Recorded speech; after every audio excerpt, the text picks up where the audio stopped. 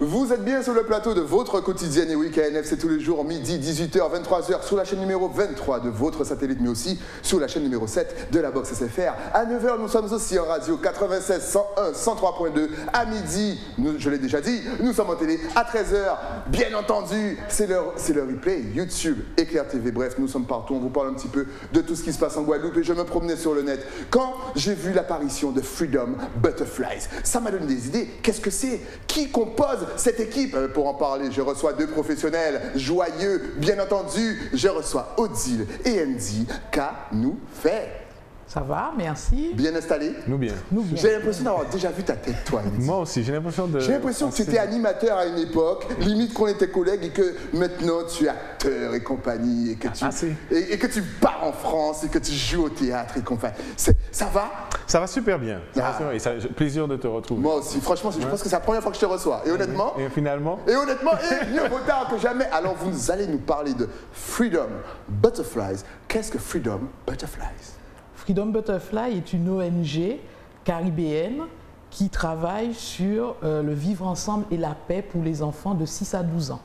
D'accord, ça tombe bien, puisqu'on a des enfants qui nous regardent et qui ne connaissent pas forcément le nom OMG. Qu'est-ce que c'est? Alors, une ONG, c'est une organisation non gouvernementale qui a pour objectif d'avoir une vision internationale. Donc, notre objectif n'est pas de nous cantonner uniquement à la Guadeloupe, mais Guadeloupe, Martinique, Guyane, Caraïbes, et qu'on soit inspirant pour le monde international. Ah ouais, moi j'aime bien l'idée. Justement. Et vous avez quel âge, Freedom Butterfly? Freedom Butterfly existe officiellement depuis janvier 2021, mais nous travaillons sur ce projet depuis 2 ans et demi. Quand même. Et nous avons lancé l'ONG en octobre. Ok. Et qu'est-ce qui vous a vraiment donné envie, de mettre tout ça sur pied et en place? C'est vraiment pour les enfants, pour la jeunesse? Et vous êtes à combien aussi dans l'équipe? On veut tout savoir. Je vais essayer de tout dire. Alors, pourquoi créer une ONG? Depuis plus de 10 ans, même 15 ans, je m'intéresse aux enfants. Dans mon entreprise, j'ai aidé et sponsorisé des équipes de foot de 6 à 12 ans. L'idée ensuite de créer des actions avec ces enfants parce qu'ils sont souvent soumis à la violence a été fait il y a 4-5 ans. Et on s'est dit, compte tenu de ce qui va se passer dans le monde, il est difficile de changer les adultes. Donc, travaillons sur la génération de 6-12 ans qui seront les adultes de demain. Donc, on a décidé d'éduquer les enfants au vivre ensemble, à la paix, au respect.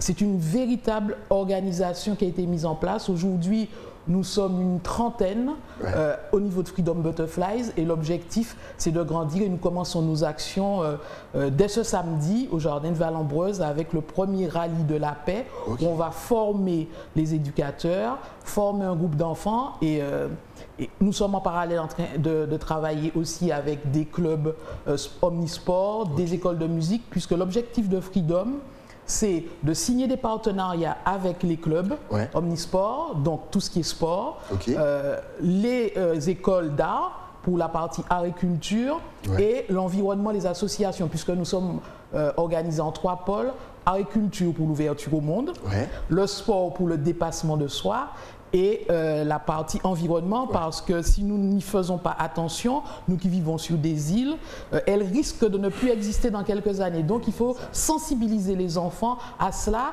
et apprendre à vivre ensemble. Compte tenu de la violence, il faut qu'on apprenne à vivre ensemble. Ce n'est pas une option, on n'a pas le choix. On n'a pas le choix, exactement. On n'a pas le choix. Tout à fait. Voilà. Justement, Andy, est-ce que tu penses, ton regard un petit peu, parce que tu es en transition, tu es un petit peu comme nous, c'est-à-dire que tu restes jeune, mais tu es en transition vers l'âge plus avancé. Est-ce que tu penses qu'on a un certain moment de notre évolution en Guadeloupe, on a laissé un petit peu notre jeunesse à côté? C'est-à-dire qu'on faisait sans les prendre en compte. On n'arrêtait pas de les critiquer. On a même arrêté de les diriger un petit peu pour leur vie future. Est-ce que tu penses que là, c'est le bon moment, au contraire, de leur donner leur vraie place? Comme le disait la précédente, comme disait Odile précédemment, je crois que c'est pas qu'on est délaissé, c'est le fruit aussi de toute une histoire et de tout un parcours. Ce qu'on peut constater aujourd'hui, en tout cas, c'est qu'il y a une difficulté peut-être à communiquer entre les générations.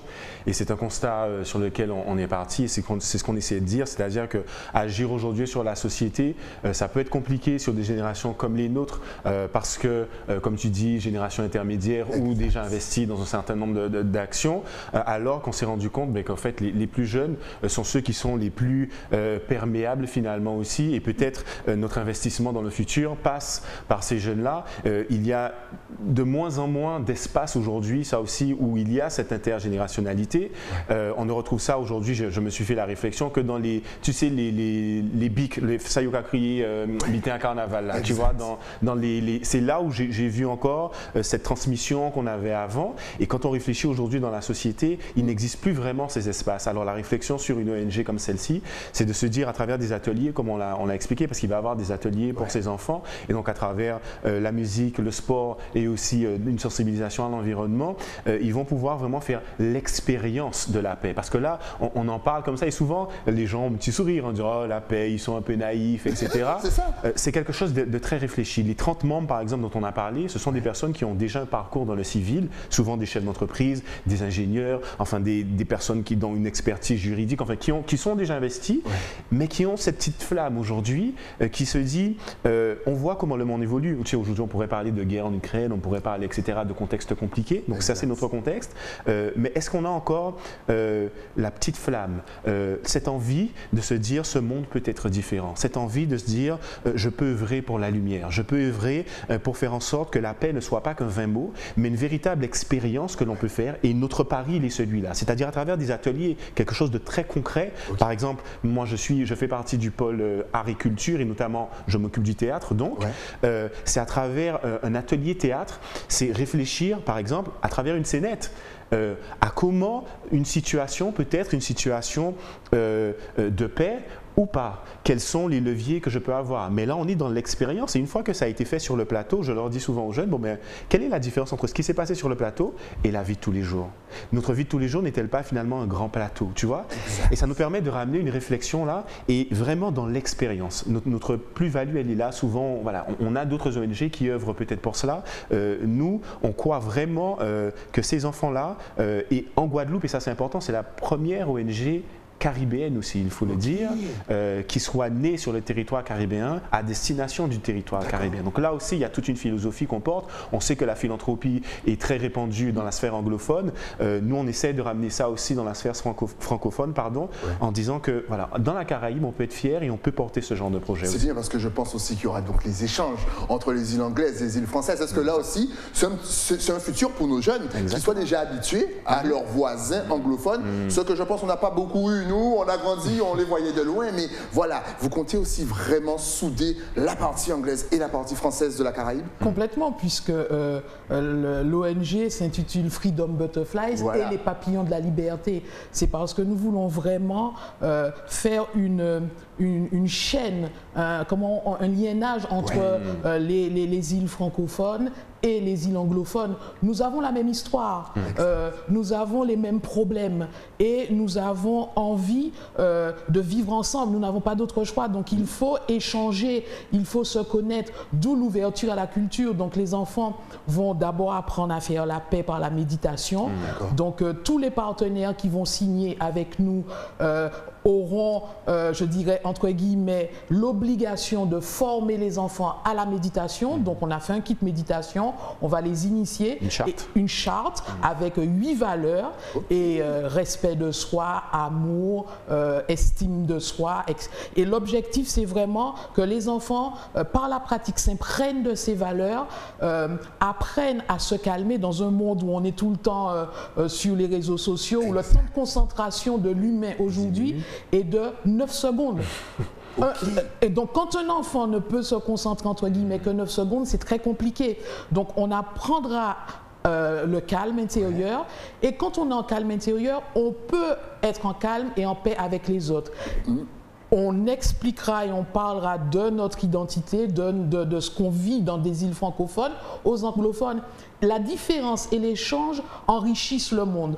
Donc vraiment, le vivre ensemble va nous rendre hyper puissants, hyper forts. Et ces enfants sont la génération qu'on va éduquer, mais on va pas les obliger. C'est un travail d'ensemble.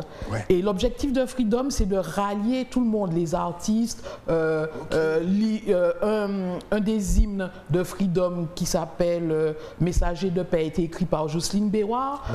Stéphane Castries a dédié son dernier clip Pamoli. 50% des droits iront à Freedom Butterflies. Lilian Thuram est un membre d'honneur de Freedom Butterflies. On essaye vraiment de dire aux gens, vous qui avez de l'aura, vous qui voulez aider vos pays, venez aider les enfants en toute humilité, en toute simplicité pour qu'ils aient des référents. Et comme disait Andy, il faut que nous arrivions à rallumer la petite flamme qui est en chacun de nous, qui est en toi, pour que la lumière couvre l'ombre. Pour que la lumière couvre l'ombre. Qu'est-ce que c'est beau. Justement, toi, tu fais partie de la section art. Est-ce que juste le petit jeu théâtral et compagnie, on sait que c'est hyper bénéfique, même pour vous, si vous avez 50-60 ans. Est-ce que les enfants jouent le jeu? Est-ce qu'ils s'intéressent? Et surtout, est-ce qu'ils sont concentrés? Parce que mine de, il faut avoir une certaine concentration, et tu es très bien placé pour en parler. Est-ce que c'est un domaine qui leur plaît? Complètement. Écoute, ma formation de comédien, parce que moi j'ai fait le conservatoire en art dramatique, me permet, avec ces enfants-là, vraiment de faire... Alors, il faut savoir que dans la créativité, utiliser ce biais-là aussi, ça n'est pas anodin. C'est-à-dire qu'on a accès aussi à l'inconscient, pour beaucoup. Donc, ils arrivent à verbaliser et même à jouer des choses auxquelles peut-être ils auraient des difficultés à verbaliser ou à mettre le doigt dessus dans la vie de tous les jours. Donc, par ce biais-là, et ils sont absolument... On fait appel à leur imaginaire, donc ils sont absolument volontaires. On connaît les enfants. Alors, tu parlais de concentration. Ça n'est pas un jeu, mais quand même, tu vois, l'approche, elle est dans une forme de... On ne se prend pas au sérieux pour commencer, de lâcher prise, en tout cas, qui permet vraiment avec eux d'aller mettre le doigt sur des problématiques qui peuvent paraître être compliquées, mais qui, en fait, les enfants sont nos enseignants sur pas mal de choses. Par leur j'ai envie de dire, par spontanéité, c'est vrai, mais aussi leur innocence, quelque part. Le regard neuf qu'ils ont sur les choses, et c'est une véritable richesse qu'on essaye de préserver dans ces ateliers-là. C'est excellent. Alors, moi, par exemple, si j'ai un enfant, bien entendu, comment fait-il... Pourquoi vous rigolez? Tu passes un avis. Comment fait-il pour venir justement pour intégrer Freedom Butterflies? Est-ce qu'il faut quelque chose de particulier? Est-ce qu'il faut... je ne sais pas comment est-ce qu'on fait pour intégrer Freedom Butterflies. Alors, le principe pour pouvoir intégrer Freedom Butterfly est un principe de partenariat. Freedom Butterfly a signé des partenariats avec des clubs, avec des écoles d'art. Donc l'enfant, le parent inscrit l'enfant dans une des écoles. On a signé avec l'école de musique Amadeus.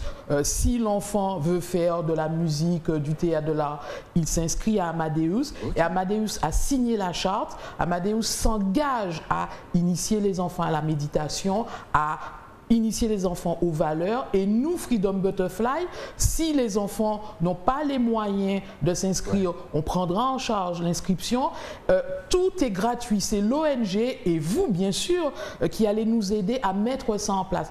Ce sont des choses très simples, mais c'est vraiment permettre aux enfants de vivre un instant de paix, de comprendre ce qu'est la paix, d'éveiller leur conscience. Donc, inscrivez les enfants, on met en avant ces écoles, on met en avant tous ces gens qui travaillent depuis des années, et l'objectif c'est qu'on fasse une vraie chaîne et pas moi je travaille de mon côté, moi je travaille de mon côté. On essaye d'être le chapeau, de rassembler tout le monde en disant ayons un objectif commun, vivre un idéal de paix.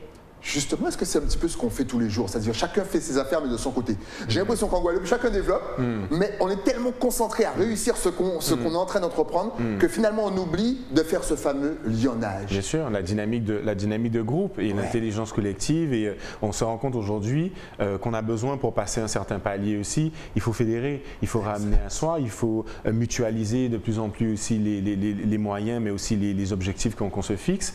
Et je crois que la volonté de créer une ONG, une organisation organisation non gouvernementale, ça n'est pas anodin non plus. C'est une façon aussi de se positionner dans la société, c'est une façon aussi de porter, nous ne bénéficions pas de subventions par exemple, donc c'est montrer aussi que l'on peut apporter et s'organiser au sein d'une société de manière aussi, j'ai envie de dire détachée, c'est-à-dire qu'il n'y a pas d'enjeux gouvernementaux pour le coup, mais vraiment une utilité globale et collective pour la société. Et donc on décide en disant, en allant chercher nos partenaires, nos mécènes, nos financeurs et également toutes les personnes qui nous regardent, de se dire on se prend en main. Moi c'est une démarche que j'aime bien, et de se dire on va investir dans nos enfants, on va investir dans le futur, indépendamment de tout ce qui se passe finalement dans notre environnement, en tout cas entre guillemets, c'est-à-dire de juste se baser sur cette petite lumière et de se dire j'y crois, donc je suis prêt à accompagner et à rejoindre cette ONG pour œuvrer aussi de cette manière,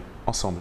Il nous motive de fou, on a envie de participer, on a envie d'envoyer nos gosses, de leur donner de l'argent, de construire ensemble. Mais je pense, Ali, que tu devrais t'engager à nous rejoindre. Mais justement, j'allais te poser la question, comment est-ce que tu as intégré Freedom Fly? Est-ce que tu étais là depuis le début ou est-ce qu'on est venu te chercher? Parce qu'encore une fois, si vous ne suivez pas Andy Thomas, il est méga engagé dans tout, dans la vie sociale, dans la vie politique, dans la vie audiovisuelle, il est partout. Donc comment est-ce que est-ce que tu es là donc depuis le début ou est-ce qu'on est venu te présenter le projet et tu as dit ok, banco, ça m'intéresse? Alors il n'y a pas de hasard, je pense que le projet est venu à moi, mais ça c'est une philosophie, mais je ne suis pas là depuis le départ.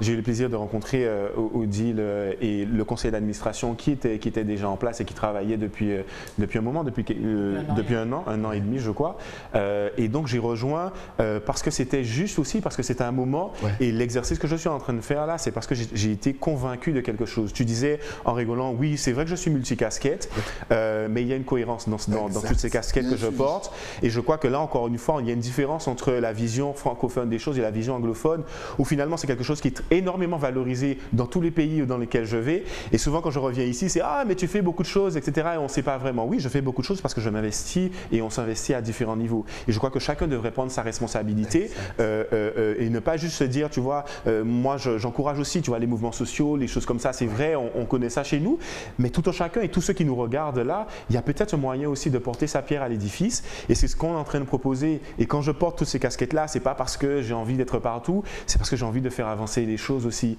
et il y a toujours une cohérence, et la cohérence c'est ça, c'est la lumière. La cohérence c'est qu'est-ce que je peux apporter à mon pays, la cohérence c'est qu'est-ce que je peux apporter aux jeunes enfants de mon pays, la cohérence c'est comment j'inscris mon pays dans la Caraïbe.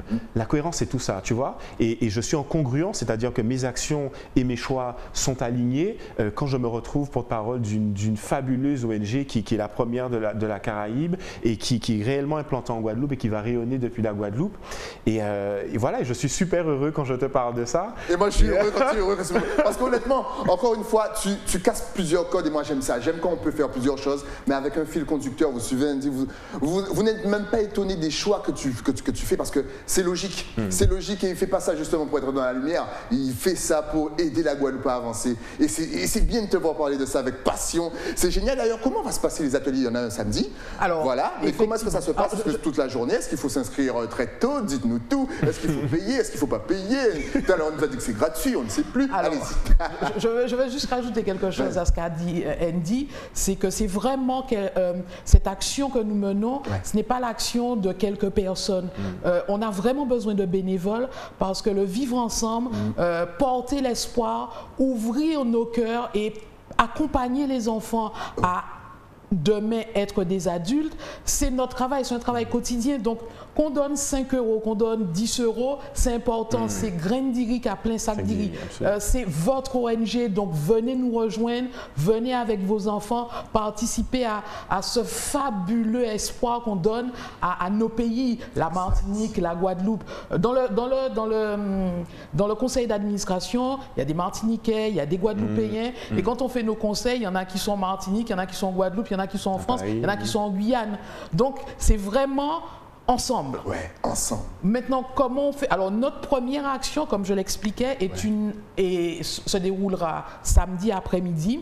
Elle est pour l'instant fermée parce qu'elle a pour objectif de former les membres, de former les encadrants et de permettre aux enfants de nous dire si ce qu'on a imaginé avec le jeu Rallye de la paix, déjà ils le comprennent. Est-ce qu'ils arrivent à trouver le trésor? Est-ce qu'ils arrivent à trouver les cartes et chaque carte étant une valeur? Est-ce qu'ils arrivent à trouver l'ensemble des cartes pendant 2 heures dans ce fabuleux jardin de Valambreuse? D'ailleurs, je remercie vraiment le jardin de Valambreuse qui joue le jeu et qui nous met à disposition son jardin. Et à la fin, les enfants devront apprendre la solidarité. Moi, j'ai la carte rouge, toi la carte bleue, j'ai besoin de la rouge, comment on échange, comment on négocie.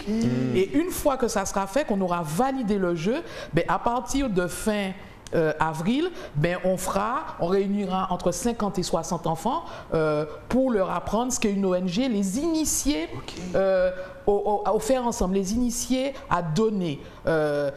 Pourquoi est-ce qu'il est important qu'on participe à la vie sociale? Les initier à la paix.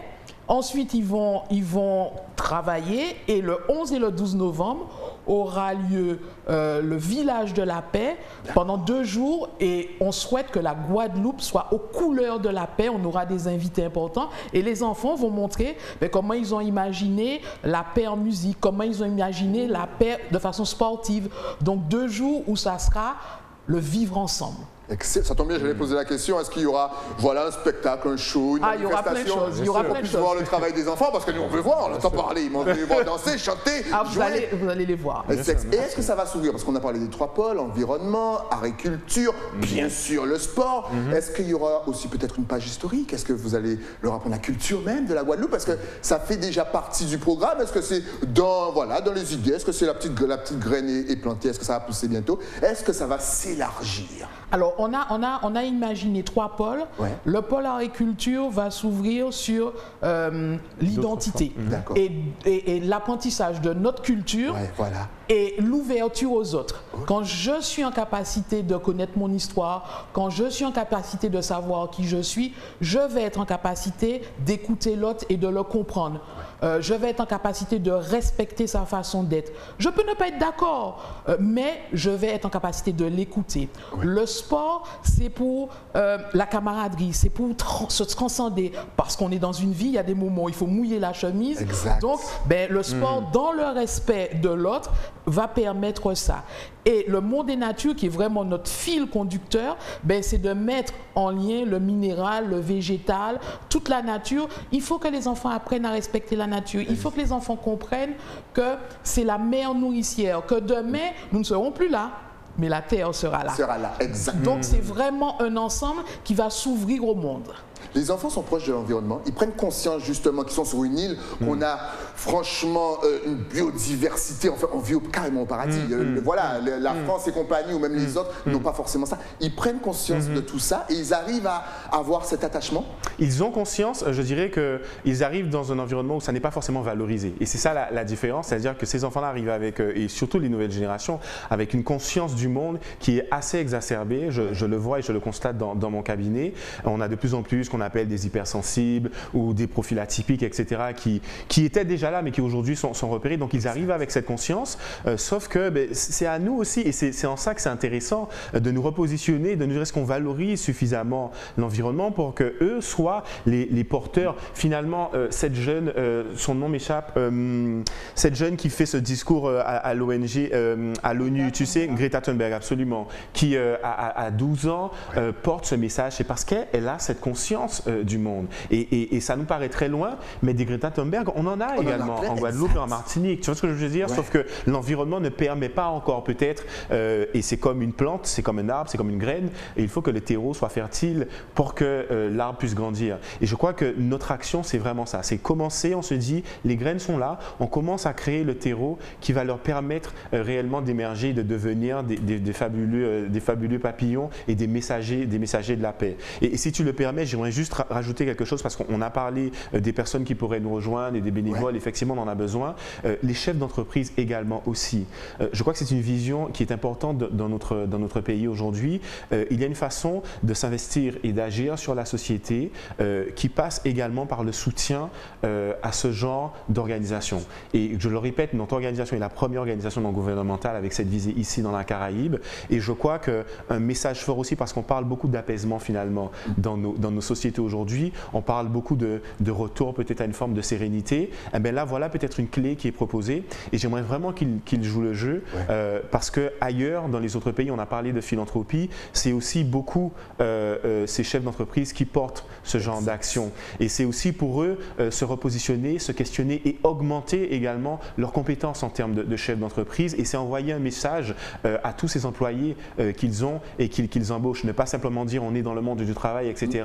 Mais on répond aussi à travers la charte, à travers les valeurs qu'on défend, à un certain nombre de valeurs qui permettent d'apaiser la société, qui permettent de faire rayonner quelque chose dans la société et d'investir dans le futur pour que demain, je l'espère, on n'ait pas à devoir descendre dans les rues systématiquement, à ne pas avoir ces rapports, même si c'est nécessaire et je le reconnais, les syndicats et les mouvements sociaux ont leur utilité. Mais par contre, on peut se questionner aujourd'hui sur le rapport qualitatif, la relation, la violence de la relation qu'on peut avoir. La paix, c'est aussi ça, c'est se questionner sur quelle est la violence du rapport que je peux avoir avec l'autre. Et je crois qu'aujourd'hui, on est extrêmement violent entre nous, dans notre société, dans notre communauté.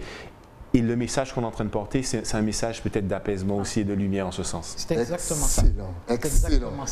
Il a tout dit. Il est fort là, quand même, Andy. C'est pour ça qu'il est porte-parole et responsable.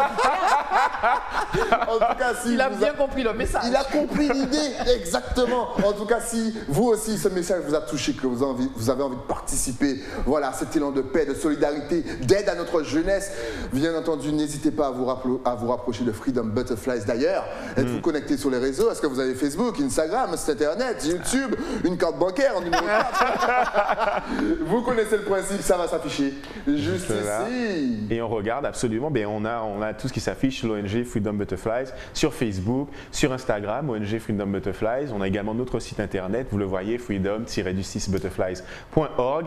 Et pour tous ceux qui voudraient des contacts, qui voudraient plus d'informations, qui voudraient nous poser des questions, ça se fait par mail à contact@freedombutterflies.org. Il a tout dit. Voilà, on a une communication qui est très active, donc il suffit d'être connecté à Insta, à Facebook, et vous verrez tout ce que l'on fait. On explique très clairement qui on est, ce qu'on va faire, et c'est vraiment le moment de nous rejoindre parce que à partir de samedi, on sera sur le terrain et dans l'action avec les piou-piou, les enfants. Avec les piou-piou, ça fait longtemps que j'avais pas entendu ça. C'est mignon, je vais repartir avec. Les piou-piou, oh c'est génial. Alors vous aussi emmenez vos piou-piou. En tout cas, merci pour le travail que vous faites, c'est énorme. Ça donne, je sais pas, ça donne de l'espoir pour le futur. Franchement, avoir des... En plus, on vous sent passionnés et impliqués. Franchement, rejoignez-les, donnez-leur un coup de main. Franchement, encore une fois, les chefs d'entreprise, Andy vous a parlé. Et il a raison, il n'y a rien à ajouter. Merci à vous, on reste connectés. On vous rappelle que c'est toute l'année, ils vous ont même déjà donné rendez-vous pour le 11 et 12 novembre. J'ai retenu, bien entendu. Si vous avez une petite nouveauté, vous repassez, il n'y a pas de problème. Avec plaisir, merci. Un petit coup de fil et puis c'est fait. Merci à vous en tout cas. Et puis, continuez le travail, on aime ça. Merci. Nous, on se retrouve bien entendu avec de nouveaux invités. Mais ça, c'est après quoi? Eh bien, après la pub, à tout de suite.